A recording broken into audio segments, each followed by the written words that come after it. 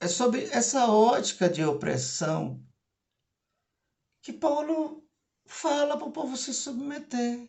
Sejam obedientes, sejam submissos. Desculpa a minha sinceridade, você pode concordar ou não comigo, mas Paulo foi horroroso. Paulo foi horroroso. Mas era o que ele tinha naquele momento? Vai saber. A minha hipótese é que Paulo foi horroroso.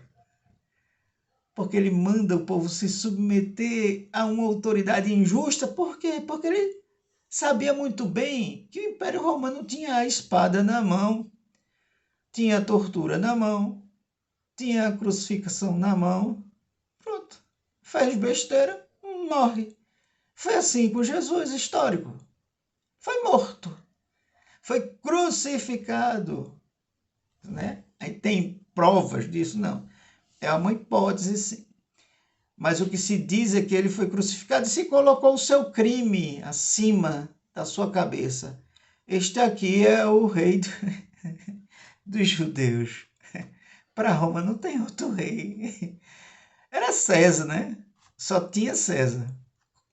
Vocês imaginam hoje, 2022, alguém chega lá na Coreia do Norte, olha para o Kim Jong-un e diz: sai daí, porque tu és um déspota, um ditador tirano e tu não podes mais estar aí.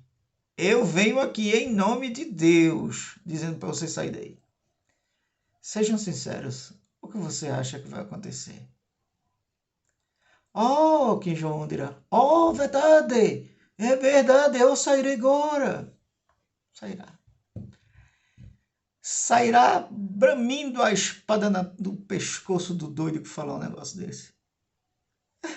Execução, filho. Ou prisão, te joga lá numa cela, no solitário, o resto da tua vida. Agora você imagina isso no Império Romano. Alguém diz: eu sou o rei dos judeus. Pronto. Ou seja, a palavra atribuída a Jesus aqui é uma afronta ao Império Romano. E morte. Não, aqui só tem César. É só César, não tem. Jerusalém está sob o domínio romano e ponto. Não tem espaço para rei, não. O que se permitia naqueles dias ali, a concessão que tinha, é para o templo de Jerusalém e os seus conchavos políticos,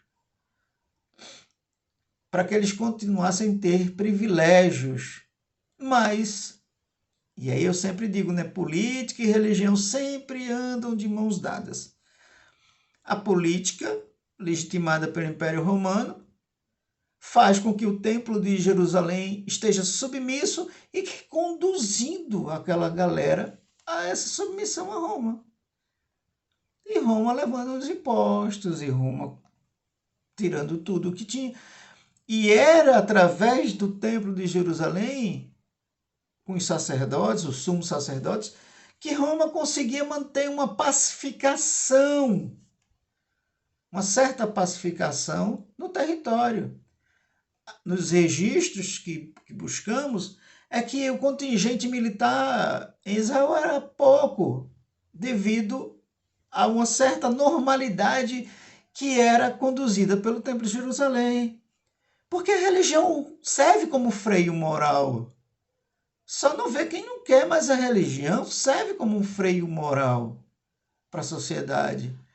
Boa gente, boa parte das pessoas que estão no meio religioso não fazem determinadas coisas porque o sumo sacerdote da igreja local diz: não, isso é pecado. Usar um short mais curtinho é pecado. Beber e ingerir determinado tipo de coisa é pecado. Olhar para determinada coisa é pecado. Então você vai tendo um freio regulando o povo. E para o Império Romano isso era maravilhoso. O Templo de Jerusalém estava ali, tipo, desculpa a expressão, com a coleira na mão, segurando, conduzindo o povo. Para o Império Romano era maravilhoso que acontecesse isso. Você não tinha levantes, mas, né, eu ouvi uma frase certa vez que é muito interessante, diz assim, que toda carreira de sucesso, carrega consigo a sementinha do seu fracasso. E é verdade.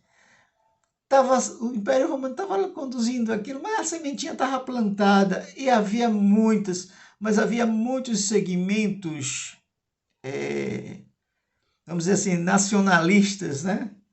Que eram contra o Império Romano. No próprio grupo de escrito dos 12, tinham dois.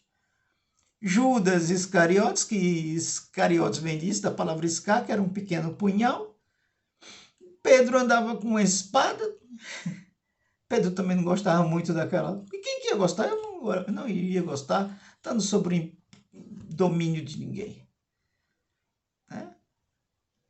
Então, assim, é igual hoje nós vemos aí os impérios, alguns impérios que dominam tem vários lugares do planeta que ainda são colônias, gente.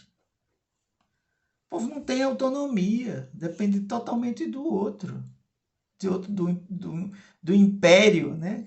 Que o império hoje é café requentado. Continua sendo café, mas é requentado. É um vinho velho num odre novo, né? Então, assim, os impérios são impérios. A forma de agir deles está modificada, mas são impérios dominando. E era assim que o Império Romano fazia com Jerusalém e Israel naquela época, fazia com todos naquela época. Do extremo norte da África, a Turquia, passando por ali, a Europa, boa parte. O Império Romano fazia isso. Então era nesse quesito. Paulo sempre deixa para um futuro. Aí diz: se submeta, porque sabe que vai perder a cabeça se levantar. Jesus soube que Jesus perdeu a cabeça, não literalmente, mas que Jesus foi morto por ser um lestai, um revolucionário, alguém que queria, e é legítimo, que queria que a sua nação tivesse autonomia, fosse soberana, e não era soberana. Estava sob o domínio do Império Romano. Então, era natural que tivessem muitos revolucionários naquela época, muito natural. Muito. Vários grupos se levantaram. Um antes que estava um tal de Barrabás foi preso por sedição. O cara estava cansado daquilo. E quem que não fica cansado sendo explorado? Então, Jesus disse: o reino é aqui e agora. Era muito revolucionário o que Jesus queria para a época e não deu certo. Estou falando aqui literalmente, não deu certo. Tanto não deu certo que 70, Tito invade Jerusalém, destrói o templo e dispersa os judeus para tudo que é canto. O último refúgio foi em Massada. O último foco se não me falha a memória, o último foco de resistência contra o Império Romano foi em Massada, onde 924 judeus cometeram suicídio coletivo. Ou se matavam ou eram mortos por Roma. Foi nisso que deu o levante.